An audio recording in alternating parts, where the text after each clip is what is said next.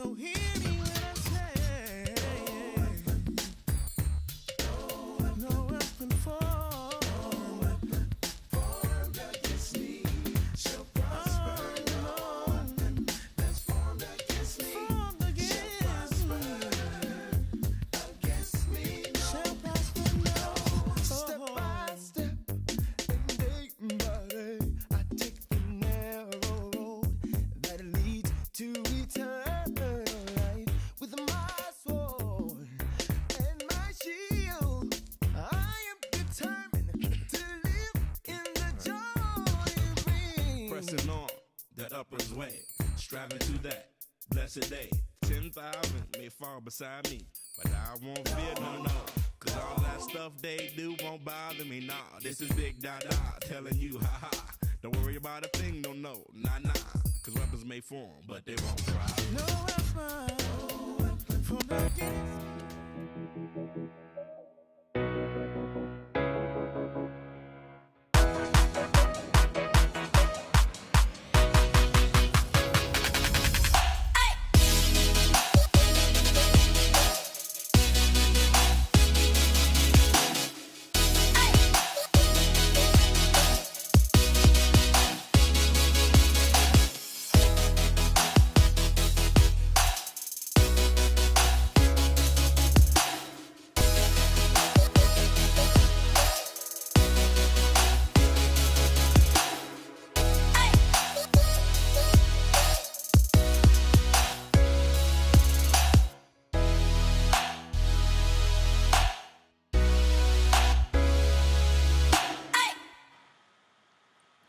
Hey, greetings and salutations. This is Dr. Kenneth Phelps.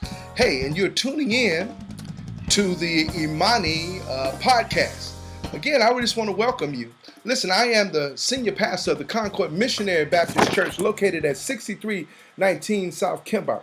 I am also the president and CEO of IMANI Faith Productions as well as IMANI Writers Cohort. And I am the guest of the IMANI Writers Cohort podcast. Hey, listen, thanks for tuning in.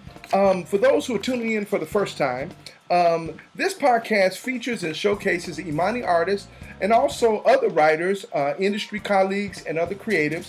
And the goal of this podcast is to be a platform for content creators, industry professionals, and creatives to share their knowledge, their best practices, their wisdom, their work products, and to motivate and to inspire you to fulfill your dreams. Hey, so listen, so please tag somebody, call somebody, text somebody, please comment, interact with us via the chat screen. Again, give us some virtual love, some virtual hearts, some thumbs up.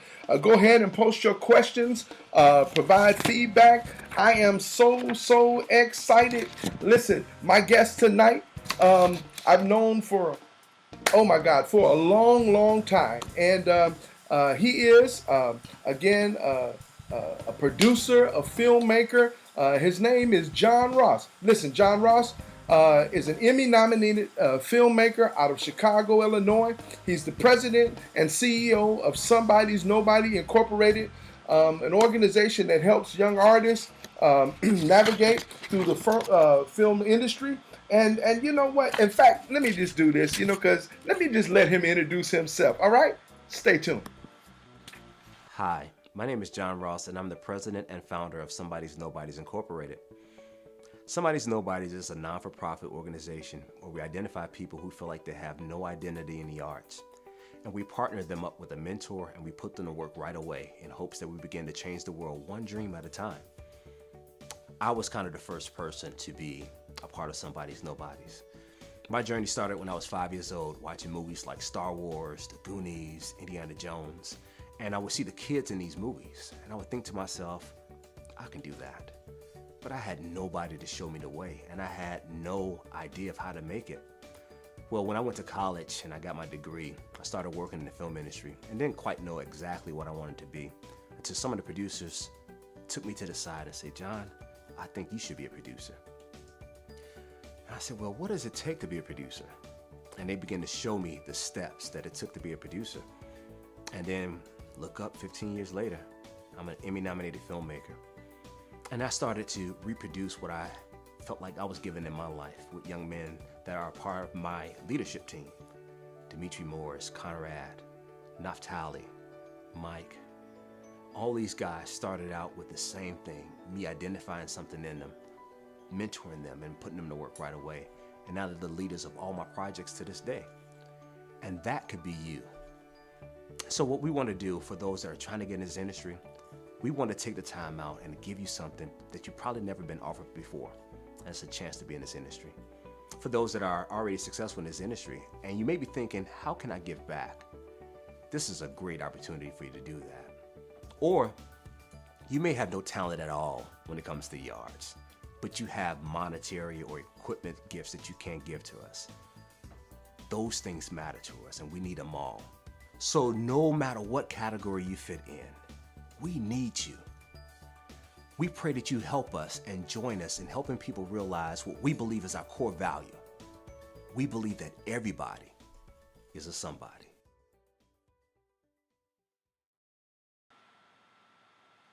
Hey, what's up, John? How are you? What's going on with you, Pastor? How you feel? I feel good, man. Listen, welcome, man. I've been excited about this the last few days, man. Just kind of just waiting to have this conversation with you. Thank you so much, and welcome to the IMANI podcast, man. Thank you so very, very much for being my guest. Thanks for having me, man. I'm looking forward to this. Good, me too. Listen, for those who don't know who you are, why don't you just take a moment to introduce yourself in your own words? Yeah, so my name is John Ross, and I'm a nominated filmmaker from the city of Chicago. It's something that I've been doing, pretty much all my life, just as a kid. Envy, just wanted to be creative and make projects that not only entertain but also educated, the people that want to watch my projects. And so that's what I spend my time doing, just being creative and also just giving back and helping other people that are in the city trying to get into the arts, give them opportunity and some ropes on how I made it. And hopefully, the goal is that while they see me pursue my goal and my dreams, they will also do the same. So that's pretty much what in a nutshell. Hey, man, listen, big up. Let me just tell you, I am so proud of you, man. Again, it's a cliche, you come a long way, baby. I mean, I remember, again, you auditioning for our play in 2000, A New Beginning. Do you remember that? I do. I was 19 years old. Wow. And that was actually my first project ever. And so I heard about it because Faith Howard and I went to the same church with each other. West Point. We went to West Point Baptist Church. Yeah. And she was like, yeah, I'm in this play. I'll tell them about who you are. You just come out and audition. And I was so geeked. I was so excited. And I still remember my lines to this day. So that's how much it meant to me to get that start in the play New Beginnings. Wow, man. Yes, shout out to Faith. Hey, Faith. If you're watching again. Hey, listen, are you still connected with West Point, or what's your current situation now? Are you still there, or where you at now? So I am currently with the church in the base, the home church is in Naperville, Illinois. It's called Community Christian Church. Okay. With the founders, John, Dave Ferguson are the pastors there. Okay. But West Point is always that base, right? It's that my origin story, family. And so a lot of us, even though I don't go there, or even though a lot of us still don't go there, we're still family, we still keep in touch with each other. Right. That's what I'm talking about, man. Well, listen, much love, and again, to the West Point family, and then also to your new congregation as well, and to their pastor. So I always like to get that shout out and just get that plug in, right? Us pastors gotta stick together, right? So listen, how did you get into the business? Why don't you talk about that? Again, a producer, filmmaker. How did you get into the business? Yeah, well, the start of it really started when I was a kid, right? And so what I did was I would always watch movies. And I wanted to be creative, and my grandmother had this video camera that she never used, and so I would go around the house, all the stores, and it was one thing that I didn't have any opportunity to kind of get into the film industry, and so literally how I started out at West Point Baptist Church, I was over the drama ministry there, and I would just put on plays there. and just kind of get my feet wet doing that. And then the opportunity for New Beginnings came to do that play that you produced. And to this day, I thank God for you, brother. You gave me my first shot. And then after that, I started setting goals for myself. And, who knew that, right after working on New Beginnings and getting that experience and kind of getting that encouragement from you guys, I'll be working with Will Smith on my next project on the Ali movie. So that's kind of how it started. Wow. Well, while we're there, again, so who else have you? What projects have you worked on? Let's just talk a little bit about that. What projects have you worked on, and then also who have you had the opportunity to work with? Now, I'm just kind of curious now, not necessarily your body of work just yet. We're not there yet, Yeah. but I'm just curious as to who have you worked with and what projects have you worked on? Yeah, so early in my career, I just feel so like blessed. Like God just kind of set the story up. We just work with some of like the big names in Hollywood right out the gates. And so literally right after, the New Beginnings play, I worked a movie with Ali. And so having a chance to work with and speak with Muhammad Ali, Will Smith, Jada Pinkett, Jamie Foxx, Mario Van Peebles. I mean, it was just a star-studded cast there, and it was so available. And we would sit and just have these long conversations about the industry, and we just kind of give me pointers on that one. So that was the first film I worked on. And then the next film I worked on was Barbershop 2 in 2003. And Ice Jeremy, Cube. Taylor, Michael Ealy, Troy Garrity, just another star-studded cast from that one. After I worked on that project, I was like shadowing a producer on Roll Bounce. So I had the opportunity to, work with Bow Wow and all the guys on that one. And then I worked with not Troy, I'm sorry, I worked with Pierce Brosnan and Gerard Butler on a project called, it was originally called Butterfly on the Wheel, but then they eventually changed the name to Shatter. That was back in 2006. And I mean, I've worked on so much stuff, so those are like the things that really stand out. But even working on Adidas commercials, the Chicago Bulls, Derrick Rose, Kim Noah, I've just had a tremendous career working with F. Gary Gray. I just worked with some amazing people. And all of those kind of create who I am as a filmmaker. So. Good. So let's talk a little bit about that. So how do you describe yourself as a filmmaker? Being a filmmaker, it's all about backstory. I think that when I'm looking for a project, it has to be something that connects with me on a deep level, right? And so even when I'm producing stuff now with some of the projects I'm working on right now, the stories that I look for are redemption stories of people overcoming great obstacles, but also being a very complicated person. And so, like, what I even though I've enjoyed watching movies like this, I don't like stories that make a person seem very one-dimensional, right? Oh wow. When you have a villain, a villain is a villain not because he's just or she's just a bad person. Right. It's because something happened to them in their backstory that led them to where they are. Sometimes they may have a good cause, but going about it the wrong way. And so, providing those depth stories, and I love history as well. So stories about people in history who have overcome great obstacles and great odds and stood for something and stood for their faith, in order to kind of accomplish great things. These are stories that I really look forward to and like to tell. Wow. So before we get again to your body of work, I'm just kind of curious. I mean, we're living in really um, interesting times. I think, we have the pandemic, we have racial injustices, we got political, transition, from Trump to Biden. We also have police involved shootings of black and brown. And I'm just kind of curious, to get your viewpoint. Now, well, first of all, let me ask, how has that impacted you as an individual? And then part two to that is how has it impacted you as a creative or a filmmaker? And does what we're going, I mean, has there been some really interesting multi-dimensional things that would make you, kind of say, oh, I like to do that story because of that, Yeah, yeah. Well, the pandemic for me it's been a blessing, and it's been, I won't say a curse, but you know, in the midst of everything, there have been tragedies there, I would say. And so I've lost a lot of family members due to COVID, and just the whole season of that, and with everything being shut down, a lot of momentum to things that I wanted to do, or a lot of things stopped that. So it affected me in a negative way. But what I mean by this blessing is that it provided me opportunity to have a voice as well.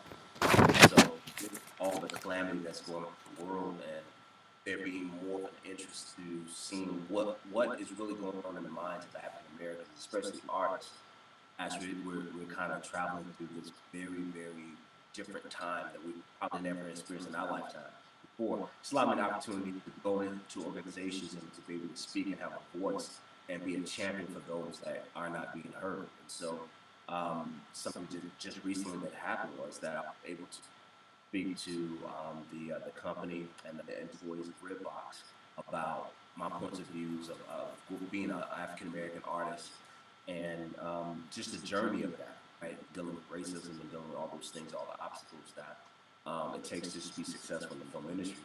But that probably would have never happened because of the pandemic. And so, with the pandemic, for an artist, from a business standpoint, it's just difficult for everybody, right? So there's not much money being thrown around, not many opportunities being thrown around, because everybody is kind of waiting in uncharted territory, right? So you had movie theaters being closed for almost a year. You had, companies like Sony Pictures and stuff like that losing millions and millions of dollars. And so everybody's kind of tight with the money. Yeah. And so it's about trying to figure out how do we loosen up those pockets and really get this thing going again. And so to be able to be a guy that's leading the charge on that, and it's kind of galvanizing filmmakers, and just really trying to get some of this money out of their pockets. And I've been able to get filmmakers money as well in the season. So it's been a great opportunity for me as a filmmaker. But being creative, it's been difficult because you got to first create the opportunity for the art to be seen before you get back into creating the art. And so that's kind of how it's been during this season. So what's the difference between a filmmaker and a producer? Yeah, so a filmmaker could be anything, right? So a filmmaker could be, a gaffer or a cameraman, a lighting guy, wardrobe. Those are people that make film, right? So a filmmaker is anybody that works on film, but a producer's job is the visionary. He's the person, or she's the person that gets the project together, make sure that it's funded, sees the production of it, and then sells the project. Right? Okay. So it's the. I mean, I get so many words. It's we're the boss, but also we all take the heat if that project does not go well, right?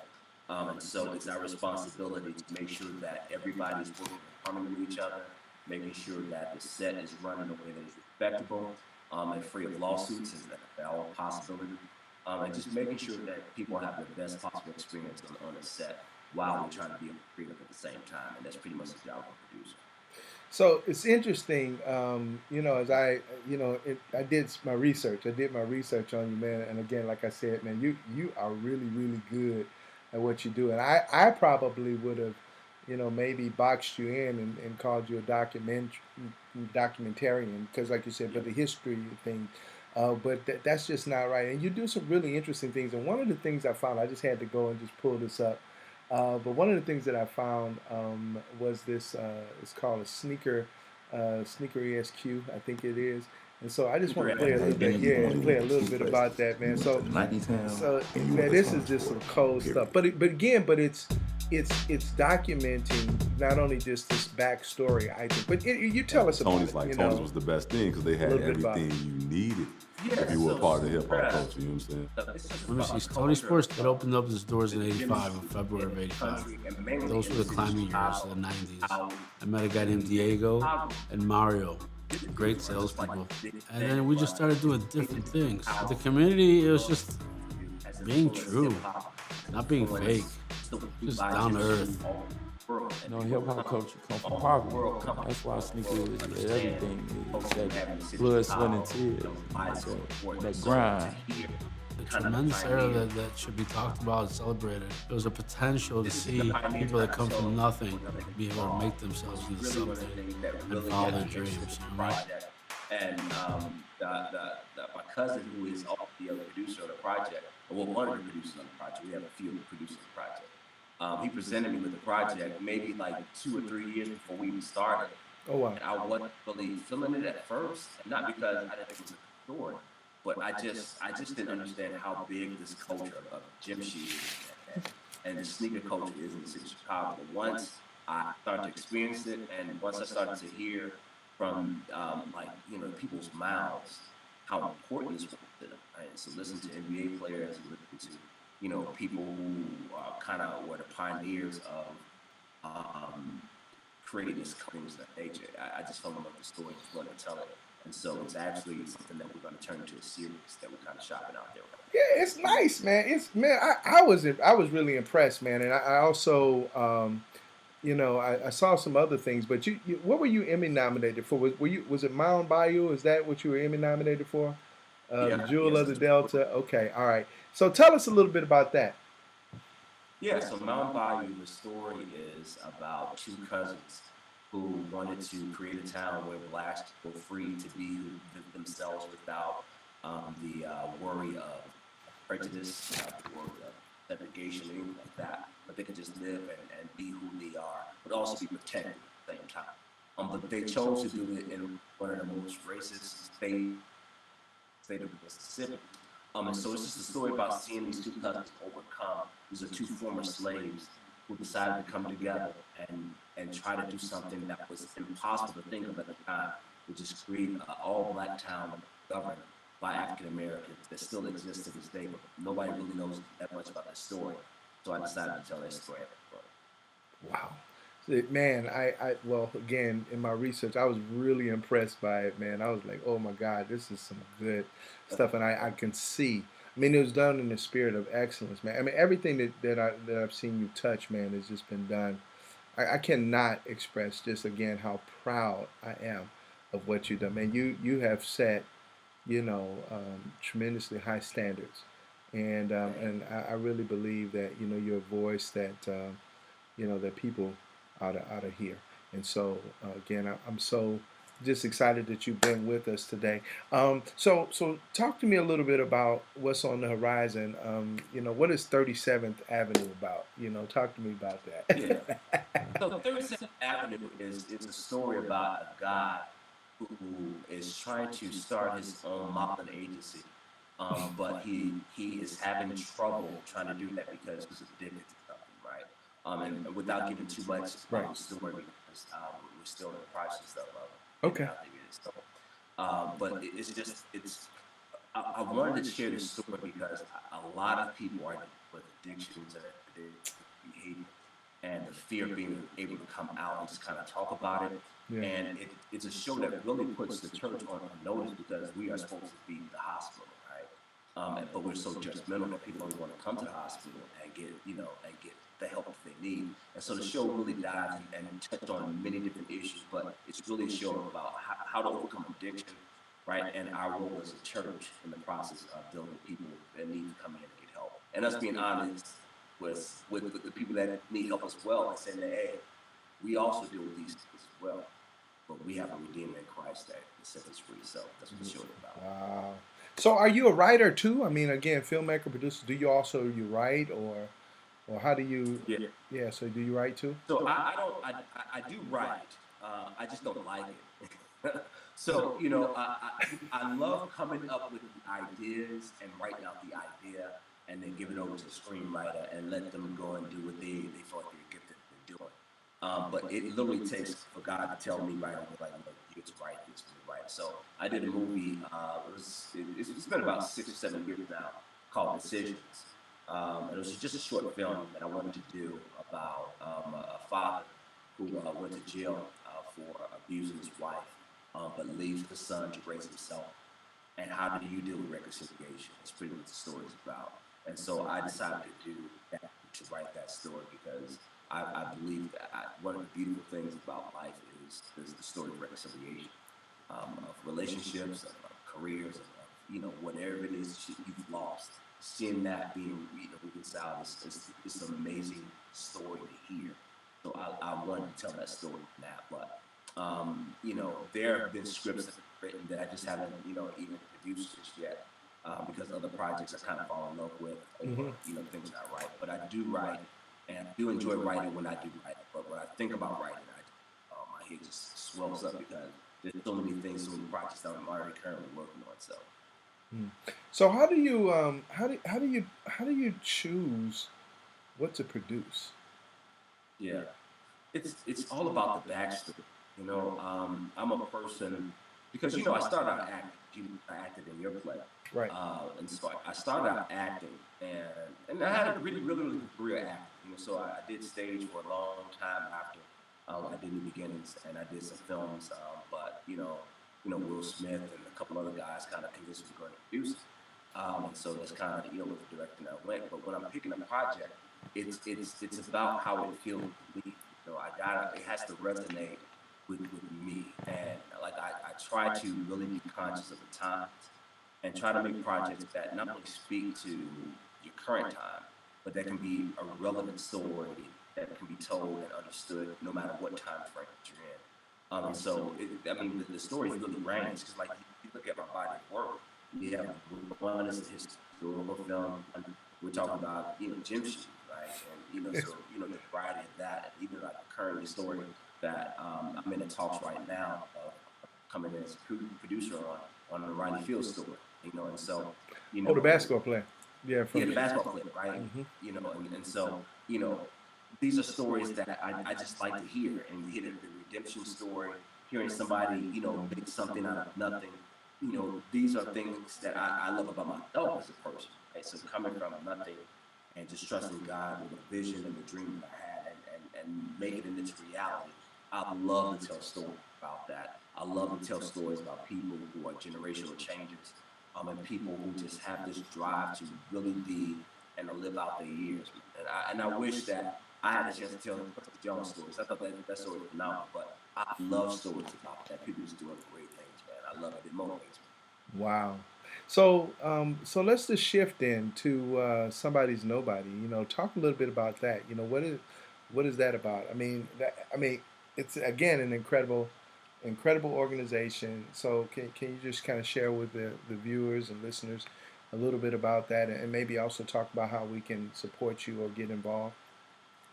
Yeah. So somebody's nobody is an organization that I started about 5, 6 years ago. And the whole goal of it is to be back, right? And so, like in my hearts of hearts, I believe that God made everybody somebody, but a lot of times we don't always feel that way. And so the goal is to recognize that as somebody, and then partner with a mentor, and then put them to work right away. Because I really do believe that once you get that person in that element and start to make them see that it's possible, Yeah. they kind of run with it. And I use the evidence of my life as the prime example. Is that the moment that I got the opportunity with New Beginnings and got the opportunity on Ali, it was like, wow, that's all I needed to see that possible. And I just took that dream and just kind of ran with it. But it wasn't until somebody gave me that opportunity to learn. And I remember the days of working, on the play New Beginnings and the time that we spoke to each other and just hearing the vision of what we were trying to do, speaking, faith in everybody else's part of the project. And then having the moments of sitting with Will Smith while we're shooting the gas station scene, and we're eating Krispy Kreme donuts and drinking warm milk, and we're just sitting and talking about film and why he did it and how he did it. And those things meant so much to me. And so I want to be able to provide those same opportunities for people who feel like they're in the same position that I was in. That here it is, I have this dream of being in the film industry, but I don't know how to get into it. I don't know where to start. I don't even know if it's even possible. And kind of connect with that and having that conversation with them, as my church called it, the I see in you conversation, and then taking them under my wings and then giving them their first shot in the film industry. And that's pretty much what we're about. Wow, man, that's incredible. So if someone is listening and they want to get in touch with you regarding this, how is there an application process, or do you just what's the process to get engaged? Yeah, so if you want to find out more about it, do just go to my website, somenobodies.com.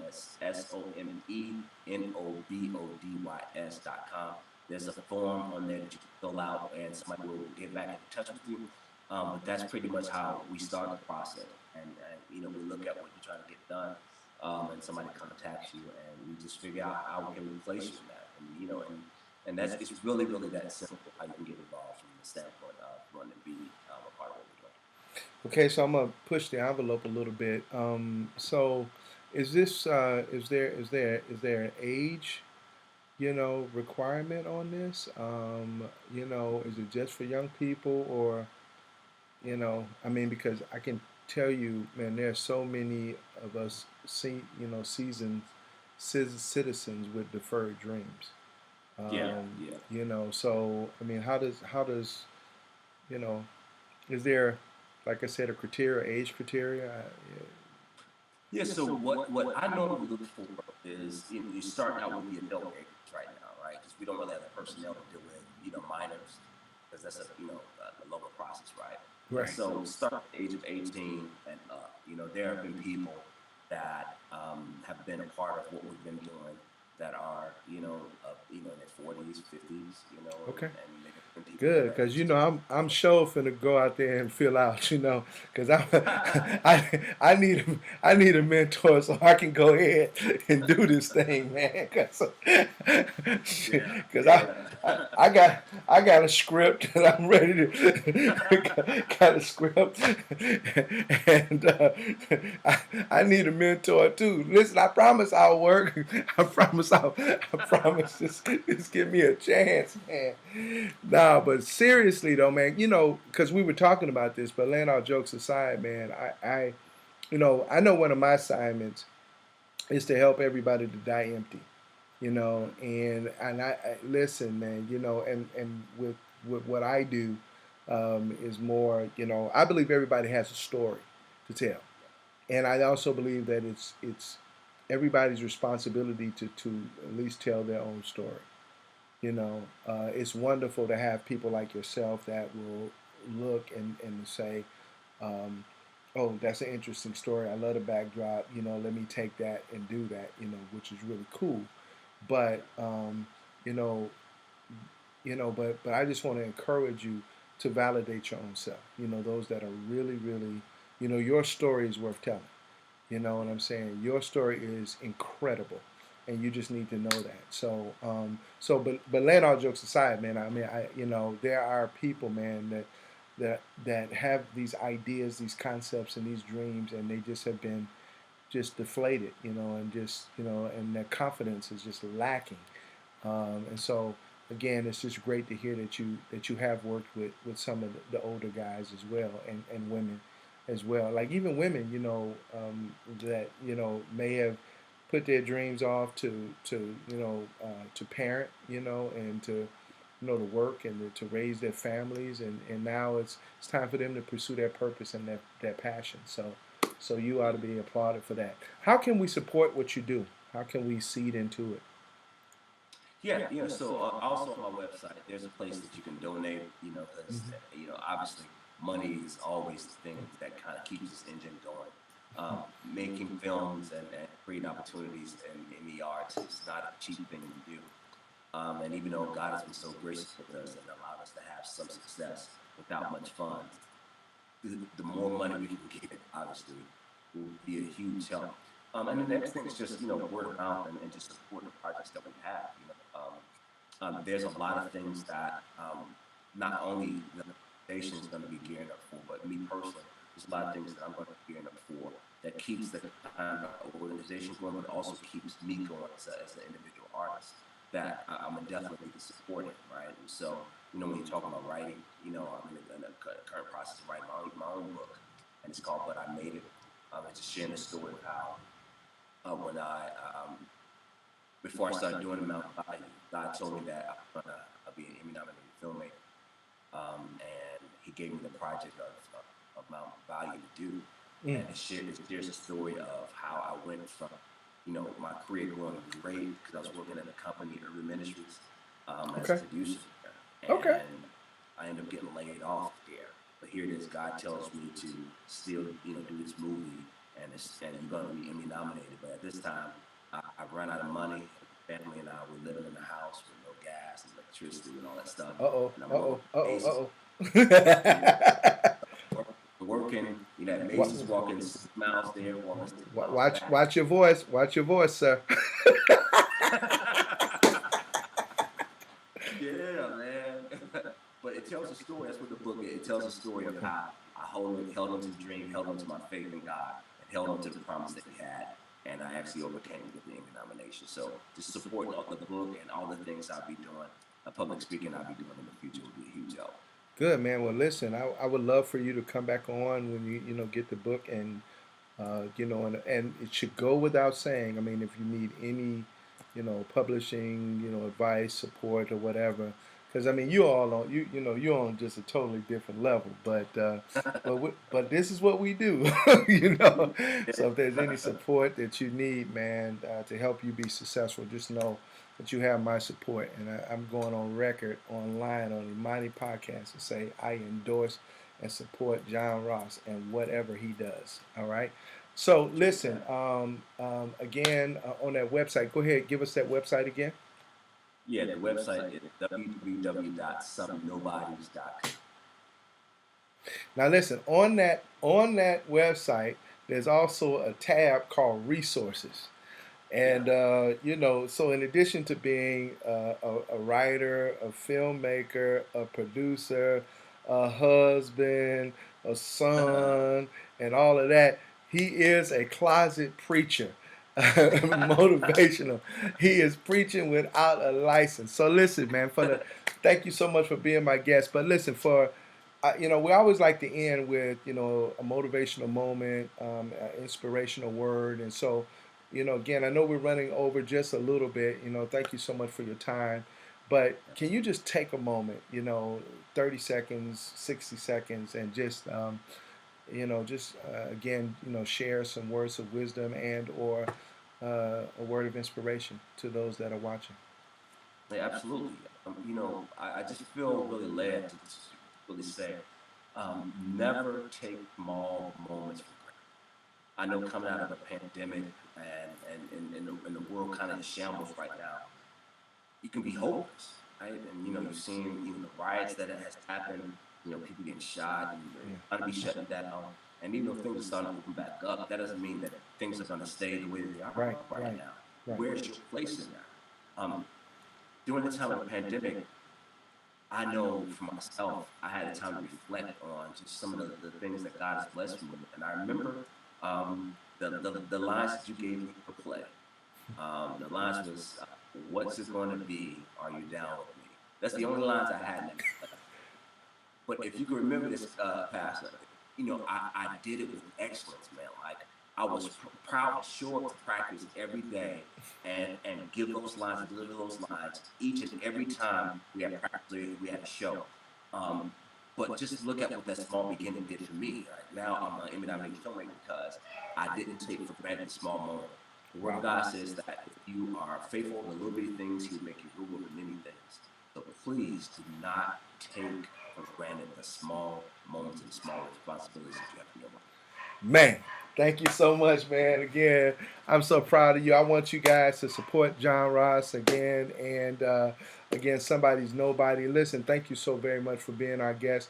For those that are watching, I want to just encourage you, whether you're watching through Facebook, whether you're watching through Instagram or through YouTube, please subscribe to our channels. If you subscribe to our channels, anytime we are going on, you will be notified. Again, I want to encourage you. Again, if you, like I said, all of us have a story.